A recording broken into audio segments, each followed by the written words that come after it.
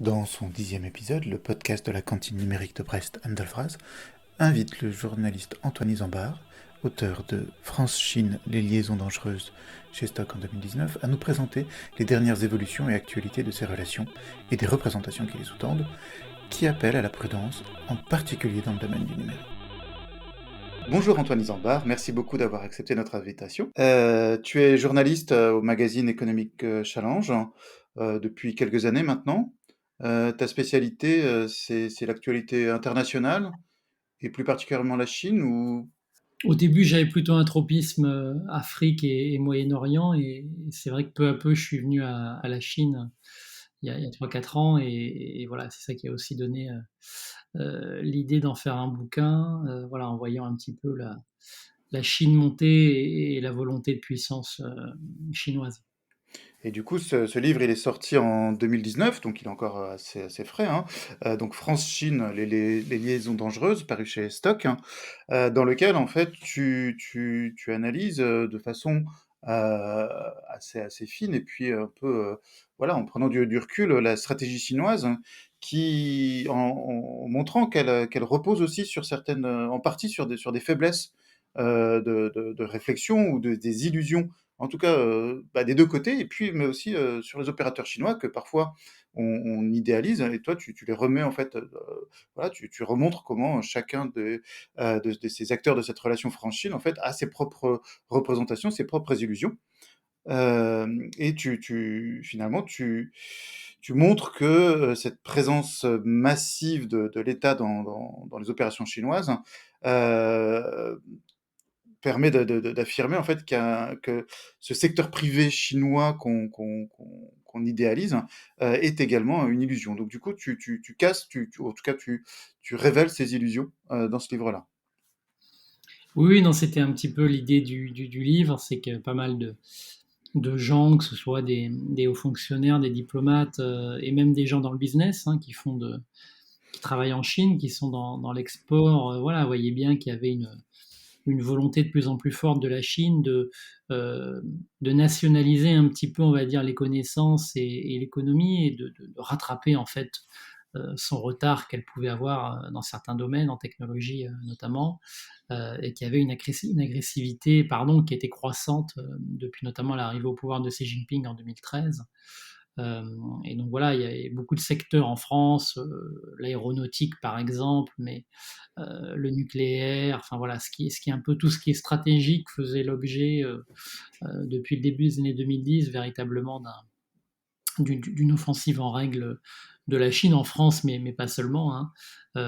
Et donc voilà, et je trouve que c'était intéressant aussi de voir que derrière effectivement ces attaques-là, qui peuvent prendre la forme de cyberattaques, d'actes d'espionnage traditionnels, d'OPA, et ben derrière il y a de la destruction d'emplois, puisque une entreprise qui est cyberattaquée, à qui on dérobe la technologie, ben, il y a de fortes chances qu'elle fasse faillite, et donc que plusieurs dizaines de salariés soient mis au chômage. Et voilà, et c'est vrai que moi j'ai le sentiment, et beaucoup de hauts fonctionnaires notamment, de gens au sein de l'État qui sont des purs patriotes, avaient le sentiment qu'on avait perdu quand même un petit peu cette culture-là de défense de notre souveraineté, de nos savoirs, et que c'était pas des gros mots, le terme de protectionnisme, c'est aussi une manière de sauvegarder de l'emploi en France et même de se développer. Et on le voit bien aujourd'hui dans le numérique et dans le cyber, où aujourd'hui on essaie de faire des plans.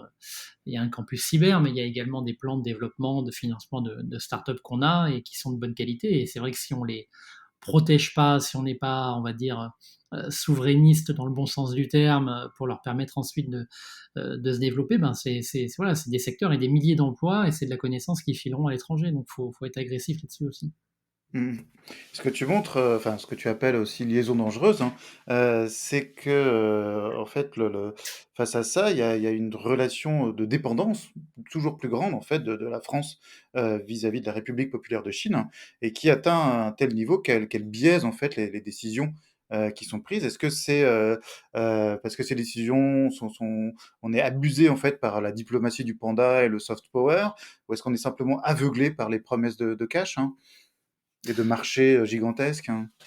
Je pense qu'il y a deux choses. Il y a quand même eu un tournant on va dire dans les années 2018-19, on a vu notamment la Commission européenne qui parlait de la Chine comme d'un partenaire, mais aussi comme d'un rival systémique.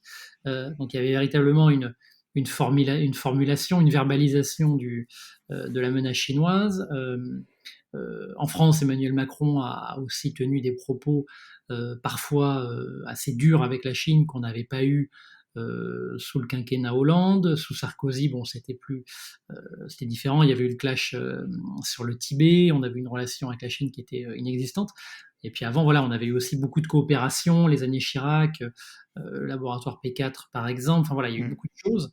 Mais c'est vrai que je dirais qu'il y a beaucoup de gens, les Jean-Pierre Raffarin en tête, Dominique de Villepin et compagnie, voilà, ont plutôt prôné pour le grand marché chinois, l'ouverture, les contrats. Euh, et souvent, il y a eu beaucoup de naïveté là-dedans parce que vendre et exporter à tout va et surtout faire du partage de technologie, bah, c'est aussi s'affaiblir et entre guillemets perdre entre guillemets voilà ce qu'on a, notre savoir. Donc, euh, il y a eu véritablement une fuite en avant à ce niveau-là, et aussi parce que la Chine était extrêmement attractive financièrement, parce que aussi, on l'a vu avec l'expansion de Huawei, la Chine finance ces grands groupes avec des banques publiques d'État qui bénéficient de subventions colossales et il y a voilà il y a une concurrence qui est inégale et déloyale avec les groupes européens. Ça a pu détruire de l'emploi, on l'a vu dans les télécoms européens ou des groupes comme Alcatel par exemple. Et même aujourd'hui, un groupe comme Ericsson ou Nokia sont quand même pas en très grande forme par rapport Mm. à certains constructeurs chinois. Donc voilà, et c'est vrai qu'en 2018-19, on a le sentiment que il y avait eu quand même beaucoup de cyberattaques notamment, il y avait eu beaucoup de rachats de sociétés et de pépites par la Chine qui s'étaient pas très bien passés, et il y avait en quelque sorte c'était un peu la goutte d'eau qui a fait déborder le vase, et j'ai l'impression qu'il y a eu à ce moment-là une volonté européenne, un petit peu française aussi, de hausser le ton, et on le voit bien aujourd'hui avec des règlements européens qui sont beaucoup plus forts par rapport aux investissements chinois, même si encore une fois, pour l'instant, on n'est pas dans des choses contraignantes, mais il y a une prise de conscience. Après, il va falloir voir si chaque pays voilà, agit de manière un petit peu unie, et si on peut affronter euh, la menace chinoise, on va dire, de manière cohérente et commune, ce qui n'est pas encore le cas. On voit que l'Italie, par exemple, ouvre beaucoup plus ses portes à Huawei ou à d'autres groupes, aux nouvelles routes de la soie chinoise, que ne le font la France, par exemple, et même l'Allemagne. Et oui, Donc enfin, en voilà, France, il y a historiquement, encore des disparités assez fortes. tu l'as déjà signalé, on a eu des liens d'intérêt et de partage de savoir, comme bah, le labo P4 à Wuhan, hein. Récemment, tu as été enquêté sur place, hein. Alors, Qu'est-ce que tu oui, as, ouais, qu'est-ce moi que tu en ramènes, hein? je l'ai visité en février 2019, donc quelques mois avant que se déclenche l'épidémie. Et Du coup, bon, c'est alors un voilà. labo qui a été construit en grande partie, donc en Chine, mais en grande partie avec le savoir-faire français. Ouais, exactement. Non, mais c'est en 2003 où la Chine est frappée par une pandémie de SRAS. Et à l'époque, la Chine demande à certains pays, et notamment à la France, qui était en pointe sur le sujet, de pouvoir se doter d'un laboratoire P4 qui héberge les virus les plus mortels. Et donc, c'est un bâtiment qui est très sophistiqué, avec le dernier cri de la technologie, des pièces très sécurisées avec des joints, par exemple, qui sont d'une étanchéité équivalente à ceux qu'on trouve dans les sous-marins. Donc voilà, c'est quelque chose qui est très technique, qui se maîtrise, qui doit se maîtriser, on doit être formé pour ça.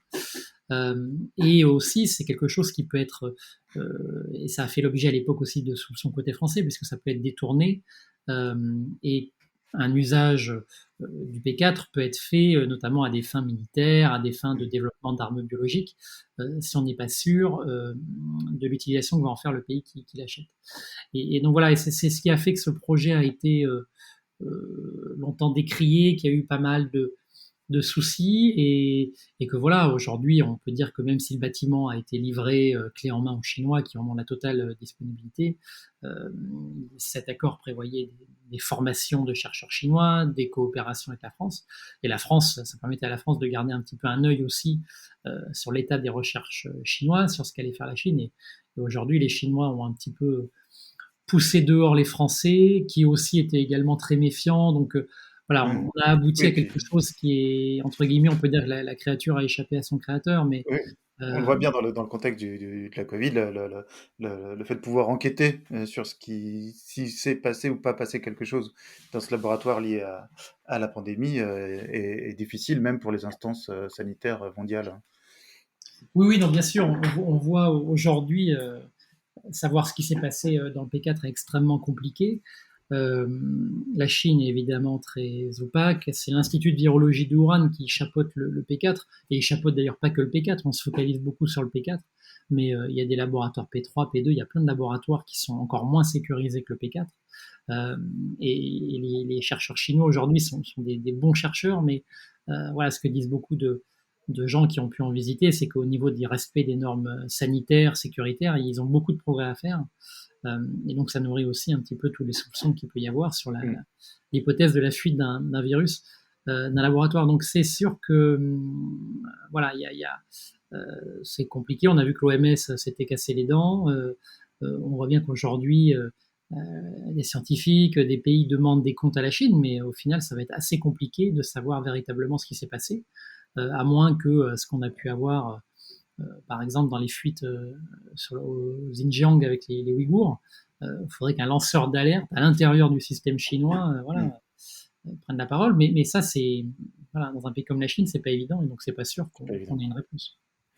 Et c'est vrai que ça crée un contexte de suspicion. Et du coup, quand par exemple, dans l'incident récent de l'EPR, donc de nouveau technologie assez française, enfin, ou complètement française avec Framatome, mais que la France n'a jamais réussi encore à finir, mais que les Chinois l'ont fait. Donc à Taishan, l'EPR, avec ces indices qu'il y aurait un peu de perméabilité au niveau au niveau du circuit primaire. Euh, a priori, il n'y a pas de quoi s'en faire par rapport aux déclarations, mais évidemment, dans ce contexte dans lequel les annonces du gouvernement chinois ont eu tendance à minimiser certains faits liés à la pandémie ou à cacher des choses ou à ne pas donner accès, en fait, bah, ça relève le niveau de suspicion. Est-ce que tu as eu l'occasion de t'intéresser un peu ce micro-incident-là ou... Alors, celui-là, pas spécialement. Après, voilà, l'histoire du nucléaire chinois est aussi intimement liée à la France. Avec, d'ailleurs, c'était assez étonnant de voir que la première grosse cyberattaque euh, chinoise qui a frappé la France, c'était Areva en 2009, avec une cyberattaque pour le coup assez sophistiquée, où les Chinois s'étaient d'abord introduits dans une filiale américaine d'Areva moins sécurisée, et étaient restés quasiment 2 ans en fait dans les serveurs d'Areva pour pouvoir dérober des documents techniques en fait qui ont été utiles ensuite à la Chine pour accroître ses connaissances en matière nucléaire. Et c'est vrai que après il y a eu beaucoup de volonté, de coopération euh, avec avec Areva, avec EDF. Aujourd'hui, on voit il y a un grand projet, qui est un projet à environ 10 milliards d'euros qui est négocié sur la création d'une usine de retraitement des déchets nucléaires en Chine que pourrait vendre Orano aux Chinois. Mais là encore, ça fait débat et la France essaie un peu on va dire, d'encercler un petit peu cet accord-là parce que une usine de retraitement nucléaire, c'est un petit peu comme le laboratoire P4. C'est que si ça peut être détourné de sa technologie, enfin de son usage final, euh, et donc on peut très bien utiliser une usine de retraitement pour après euh, retraiter les déchets et en faire des bombes nucléaires, des armes. Hmm. Donc voilà, il y a encore beaucoup de... Et juridiquement, surtout le vendeur, donc la France, là en l'occurrence, doit être quand même assez carré, puisqu'il y a des lois qui régissent tout ça, des règlements internationaux. Euh, et si un État vend à un autre un produit qui ensuite est utilisé à des fins offensives, à des fins militaires, cet État-là peut être poursuivi. Donc ça mérite quand même beaucoup d'observation. Et pour répondre à ta question, bien sûr, oui, l'histoire du nucléaire chinois, c'est aussi des grandes coopérations avec la France, du partage de savoir-faire, partage technologique. Et encore une fois, aujourd'hui, la Chine est largement capable d'exporter la technologie qu'on lui a vendue. Euh, et donc, voilà, c'est toujours la même question. On peut avoir la même pour Airbus. Euh, Quand on permet aux Chinois d'assembler au départ leurs propres avions et puis après de pouvoir les faire eux-mêmes, on peut se poser des questions, pas forcément à 5 ans ou 10 ans, mais peut-être dans 15 ans ou 20 ans. Est-ce que la Chine ne sera pas Mhm. capable aujourd'hui voilà, d'exporter et de prendre des grandes parts de marché de nos groupes français ou européens? Et tout le monde n'entend pas cet appel à la prudence, ou en tout cas pas aussi fort que tu sembles le dire. Tu as déjà parlé, voilà, on a des politiciens, des parlementaires qui sont très proches, en fait, très sensibles aux possibilités du marché chinois, et soit en import, soit en export. Tu as parlé déjà de Jean-Pierre Raffarin, on pourrait citer Bernard Accoyer et d'autres, hein, avec et puis des investissements en France qui vont de l'hôtellerie au transport, en passant par le luxe, l'agroalimentaire, des vignobles, des aéroports.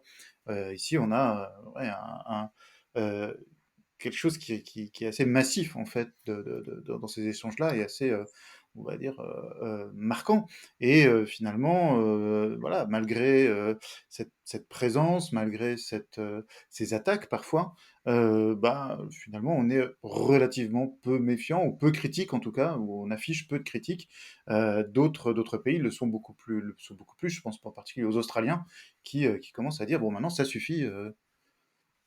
Oui, oui, non, bien sûr. Alors, l'Australie, c'est peut-être plus évident parce que déjà, ils sont très proches de la Chine, donc ils sont confrontés au quotidien voilà, à l'offensive, à l'agressivité chinoise d'un point de vue économique, politique, diplomatique, militaire.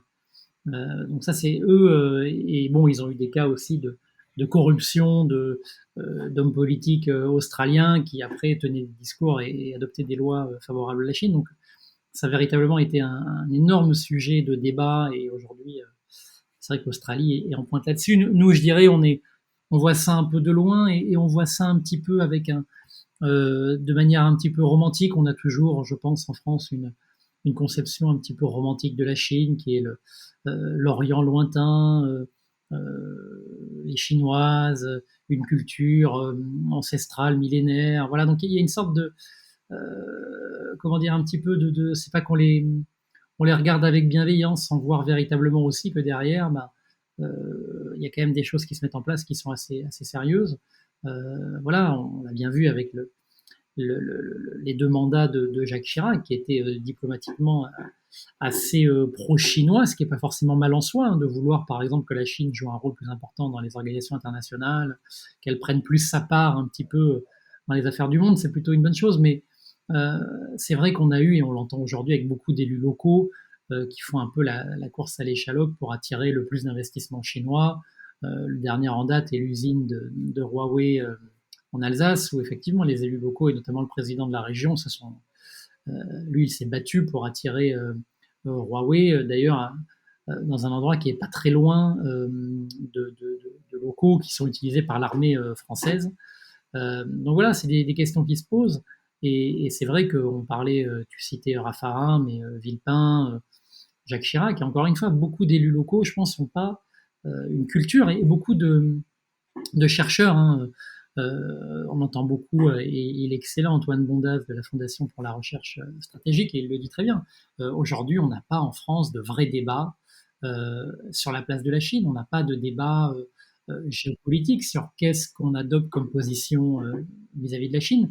Et c'est des débats qu'aujourd'hui on peut avoir effectivement en Australie, on les a au Royaume-Uni, on les a aux États-Unis évidemment, et nous, voilà, on les a pas vraiment, et c'est dommage parce que ce serait un petit peu, comment dire, on pourrait s'en féliciter si les hommes politiques et certains députés, pour le coup, le font, mais de manière encore un peu trop silencieuse. Voilà, il faudrait vraiment lancer un débat sur, et pas forcément la Chine, ce serait aussi sur la Russie, l'Europe, notre relation avec les États-Unis. C'est des débats aujourd'hui qui sont peut-être un peu trop éloignés, qui ne sont pas abordés. Et pourtant, Ouais, c'est des débats qui qui sont un peu véritablement vieillots, avec des représentations un peu antiques, un peu. Et si mais si on renverse cette représentation, et qu'on passe de l'autre côté de la Grande Muraille, hein, il y a aussi en fait des formes d'a priori, d'illusions qu'on peut retrouver. Et donc la Chine se voit comme le centre du monde. Et certains disent voilà que beaucoup des élites chinoises se considèrent comme un empire multimillénaire, multi et qui devrait avoir un retour évident aux premières places du monde, comme un dû, et que cette conception linéaire en fait du temps, voilà, avec un retour forcé, amènerait en fait à des attitudes assez, assez, euh, assez marquées. Et ça me fait penser donc déjà aux Wolf Warriors, et tu citais Antoine Bondas qui s'est fait insulter enfin, ou qui a été pris à partie verbalement par l'ambassadeur de Chine en France, hein. Est-ce que ces Wolf Warriors, c'est ça, c'est cette vision d'une Chine qui va revenir de toute façon, ou est-ce qu'au contraire, c'est plutôt une conscience d'avoir tout le monde contre soi et d'anticiper les critiques en disant attention, si vous nous cherchez, on lâche les chiens, enfin les loups. Non, mais c'est les deux en général. Je pense que c'est vrai que longtemps la culture un petit peu de la Chine et notamment diplomatique était plutôt de faire profil bas, d'encaisser, de pas forcément rendre les coups. Euh, C'était le cas durant la Chine de Jiang Zemin, ça s'est prolongé un peu jusqu'à Hu Jintao, et c'est vrai que la véritable le tournant c'est Xi Jinping, et, et là véritablement il y a eu une affirmation de puissance, un durcissement aussi géopolitique, à mesure que la Chine finalement devenait de plus en plus forte politiquement, diplomatiquement, économiquement. Bah, la riposte est devenue extrêmement forte, on l'a vu depuis enfin, aux États-Unis. Trump en a fait véritablement sa marque de fabrique, et donc c'était pas du tout anormal non plus que la Chine riposte avec véhémence aux propos et pour le coup aux outrances aussi de Trump. Donc voilà, après c'est vrai qu'on euh, les fameux loups combattants, et on le voit bien avec Lou Chaillet, l'ambassadeur aujourd'hui en France, qui avant était au Canada et qui était également assez virulent.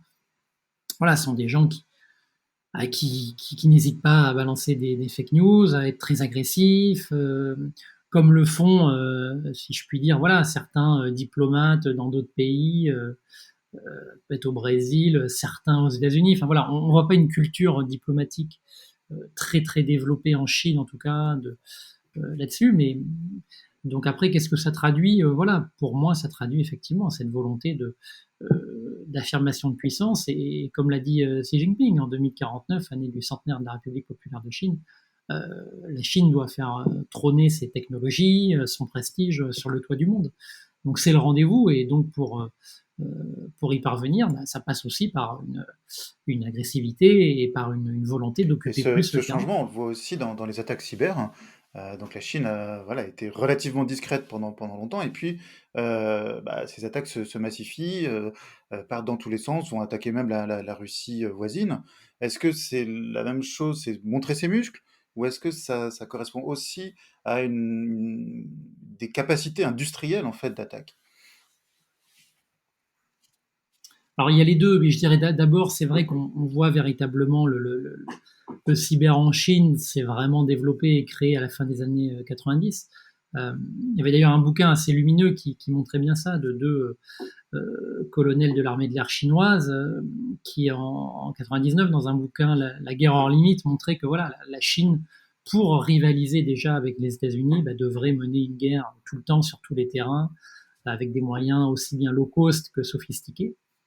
Et donc ça commençait au départ avec des cyberattaques qui étaient extrêmement low cost, qui visaient d'abord la secte Falun Gong ou les dissidents. Et puis après, c'est vrai qu'il y a eu beaucoup d'entreprises ont été ciblées. L'objectif était clairement de faire du rattrapage technologique. Il y a un plan, c'est le plan Made in China 2025, qui dit que en 2025, voilà, la Chine doit pouvoir concevoir à 70% des technologies de pointe comme l'aéronautique, la robotique, qu'elle n'a pas aujourd'hui totalement.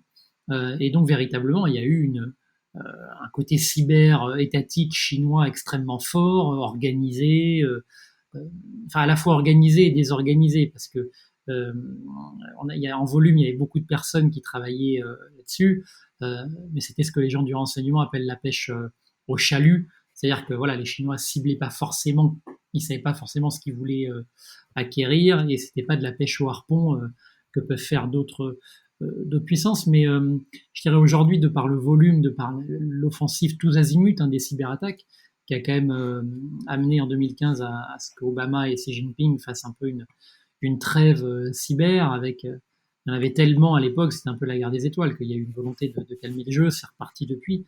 Mais c'est vrai que la Chine a une puissance colossale de par son volume et de par une volonté de rattraper du retard et aussi d'acquérir du renseignement. La Chine, pour le coup, c'est une culture ancestrale, une puissance de renseignement.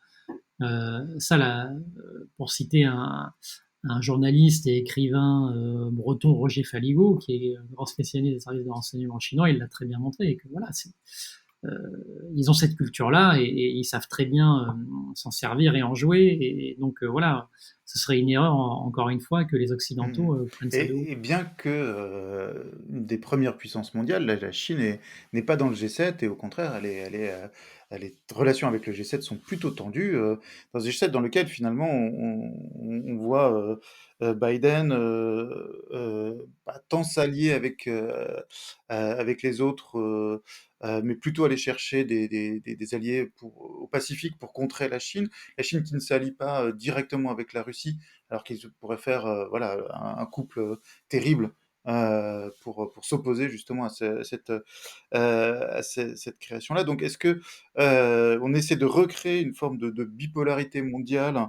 Est-ce on essaie de remettre, parce qu'on ne sait pas faire autre chose, un modèle style euh, guerre froide ou grand jeu, ou est-ce que finalement la situation telle qu'elle est, elle a rien à voir et il faut vraiment abandonner en fait ces anciens schémas de pensée pour, pour analyser la géopolitique actuelle. Bah, guerre froide, enfin, la Chine, je crois, d'ailleurs aujourd'hui, a dit que la position de l'OTAN vis-à-vis d'elle ravivait un climat de guerre froide. Donc bon, elle l'utilise aussi. Les Occidentaux l'utilisent. Alors bon, évidemment, les pays et les rivalités ont changé, mais on voit bien qu'il y a une rivalité qui est structurelle pour les prochaines années. Euh, et effectivement, alors que la Chine, elle attaque tous les pays, elle essaie aussi diplomatique. Enfin, dans le renseignement, c'est pas parce que vous attaquez un pays que vous ne lui parlez pas non plus. On l'a vu avec l'affaire Snowden que notre principal allié dans les conflits internationaux, les États-Unis, nous avait allègrement espionné, avec parfois la complaisance et la complicité de pays encore plus alliés comme l'Allemagne. Donc voilà, il y a véritablement une volonté côté chinois, je pense, de rattraper la technologie, d'avoir de l'information, et donc là, elle s'attaque à tous les terrains. Et après, d'un point de vue peut-être plutôt diplomatique et géopolitique, oui, il y a une volonté en tout cas de parler à la Russie, effectivement, de ne pas se mettre la Russie à dos. Euh, et, et, on voit bien côté russe également il y a une méfiance vis-à-vis de la Chine, mais que voilà, aujourd'hui, à part les États-Unis, il n'y a pas un seul pays au monde qui peut se permettre d'attaquer la Chine frontalement. Voilà, parce qu'encore une fois, on ne parle pas d'égal à égal, et c'est un peu toute la difficulté pour l'Europe et pour la France. C'est que quand vous avez la deuxième et bientôt la première puissance mondiale à quasiment tous les niveaux, même si militairement aujourd'hui ils sont quand même très loin encore des États-Unis, euh, c'est compliqué. Et c'est pour ça qu'aujourd'hui, les cyberattaques françaises, par exemple, le gouvernement ne les attribue quasiment jamais à la Chine, alors que les États-Unis, le Royaume-Uni Mhm. le font facilement. Est-ce que quelque part, on n'avait pas aussi l'illusion qu'avec l'ouverture au capitalisme, la Chine allait devenir un pays normal, c'est-à-dire normal comme nous, et du coup créer comme ça une double illusion, à la fois l'idée qu'il y a une normalité, et puis l'illusion que cette normalité allait forcément être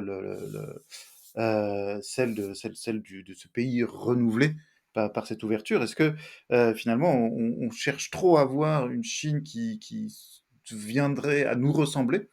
Euh, et dans ce cas-là, à imaginer en fait un secteur privé financiarisé, indépendant, alors que finalement, ça reste très centralisé autour du Parti communiste, autour d'un régime hyper présidentiel qui concentre oui, et double et triple tous les pouvoirs hein, autour de lui.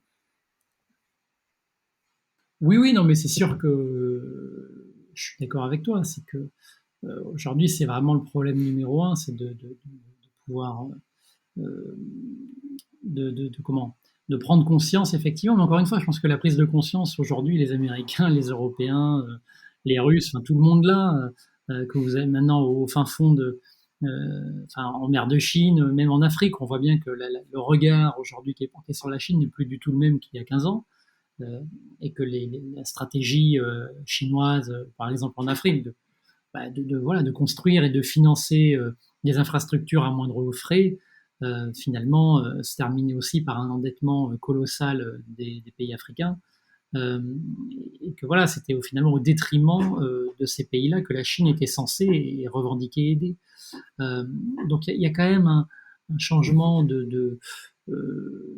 voilà, d'image, mais après, est-ce que sur le long terme, c'est ça qui est compliqué, c'est que quand on est un État structuré comme les États-Unis, comme la Russie ou comme la Chine, euh, on parle d'une seule voix. En Europe ou les plus de 50 pays africains, pour qu'ils aient une attitude unifiée, conquérante, coordonnée face à la Chine, c'est assez compliqué. Et aujourd'hui, la Chine joue à merveille de ces divisions-là. On l'a bien vu en Europe, par exemple, où la Chine a créé le club 16 plus 1, en fait, qui regroupe 16 pays d'Europe centrale et orientale.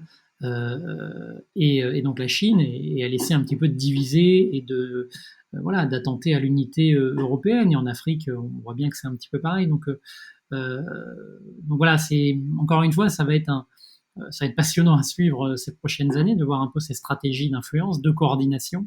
On voit que l'Europe est en train de bouger, mais est-ce que véritablement ça va se traduire euh, par exemple des refus beaucoup plus systématiques d'investissement chinois, et puis là on voit le côté défensif, c'est-à-dire qu'on se méfie de la Chine, ok, mais c'est qu'il faut aussi construire sa propre capacité industrielle souveraine, et aujourd'hui on a des discours en ce sens qui sont positifs, hein. Thierry Breton ne cesse de le répéter, mais encore une fois, aujourd'hui, quand la Chine investit 100 milliards, nous, on est plutôt dans l'étiage de 1 ou 2 milliards. Donc, voilà, le combat n'est pas perdu, Et mais il en est termes de compliqué. différence d'échelle, on peut faire un parallèle avec les capacités d'attaque et de défense cyber.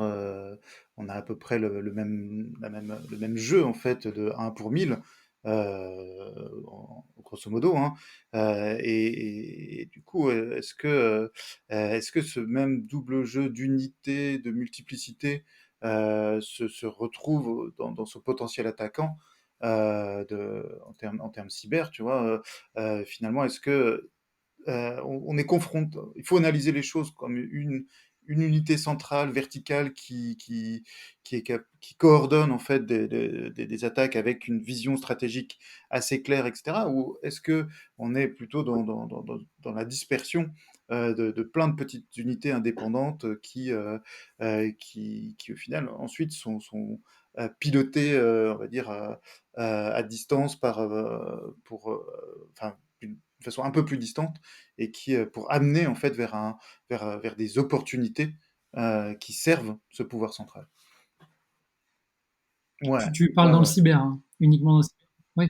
Bah, oui, enfin, la Chine, je connais mieux que la Russie, mais c'est vrai que par rapport à la Russie, où il y a évidemment des choses extrêmement étatiques, que ce soit le FSB, le GRU ou le SVR ont véritablement euh, des, des, des cybercombattants. Et voilà, mais ils s'appuient aussi beaucoup sur une mosaïque de groupes para-publics ou Mm. para-privés, enfin voilà, qui mènent des missions de temps en temps, souvent privées, et puis de temps en temps pour les pouvoirs en place.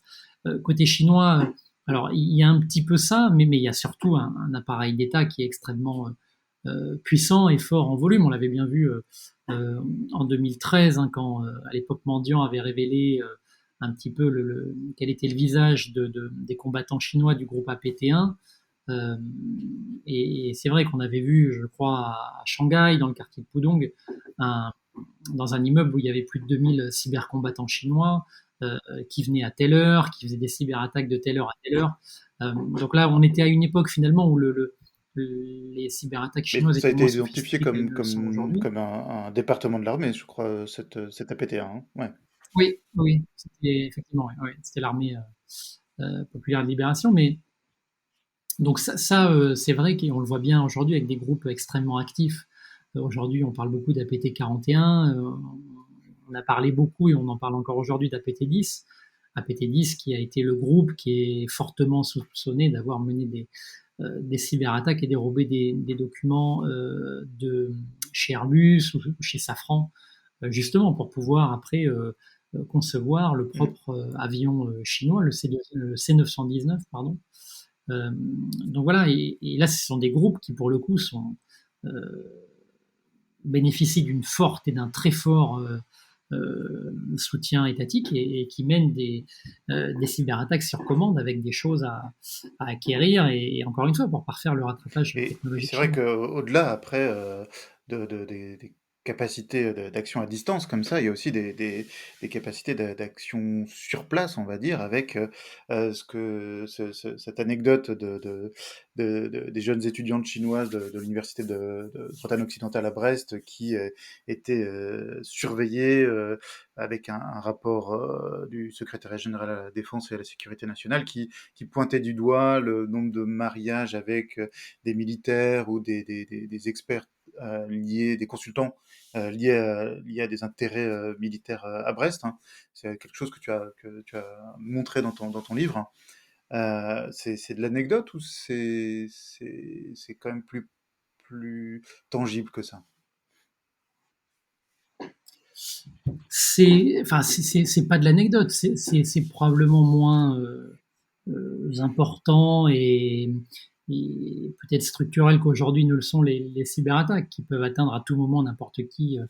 Mais encore une fois, enfin, parfois une simple rencontre humaine, une simple relation suffit à dérober un document assez sensible, hein. Tout dépend effectivement dans les niveaux dans lesquels on évolue, mais oui, ça a été prouvé, et notamment il y avait eu un rapport du secrétariat général de la défense et de la sécurité nationale qui, en 2018, avait pointé effectivement un nombre de mariages accrus entre des militaires bretons et des jeunes chinoises.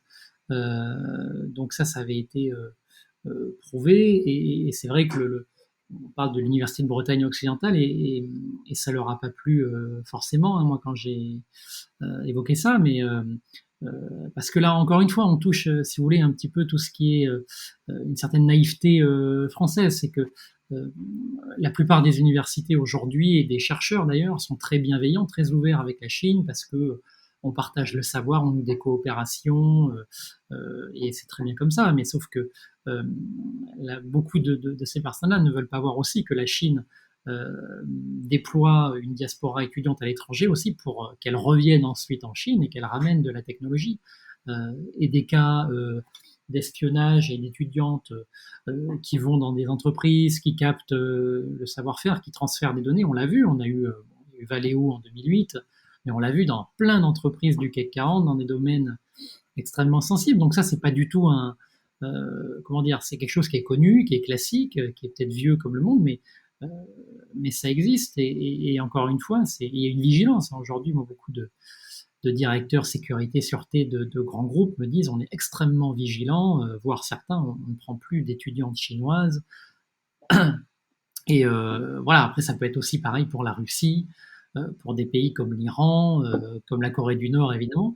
Mais en tout cas, la Chine fait partie des pays dont on se méfie plus. Très bien. Bah, on va continuer à être prudent et être vigilant grâce à toi. Si on veut suivre tes conseils, ton actualité, etc., ou te contacter, c'est quoi les meilleures voies, les meilleures sources, hein?